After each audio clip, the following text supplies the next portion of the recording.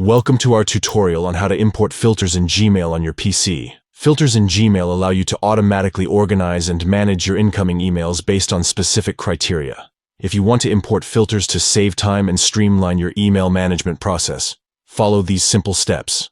Step 1. Open Gmail. Launch your Gmail account by visiting the official website and signing in.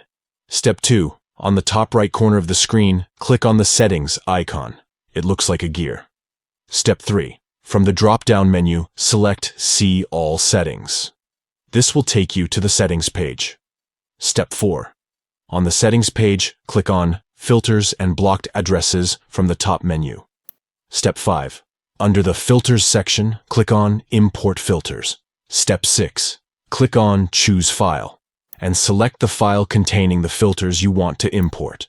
By importing filters, you can easily apply predefined rules to your incoming emails, ensuring they are automatically sorted and organized according to your preferences. Thank you for watching our tutorial. For more helpful tips and tricks for optimizing your Gmail usage, don't forget to subscribe to our channel.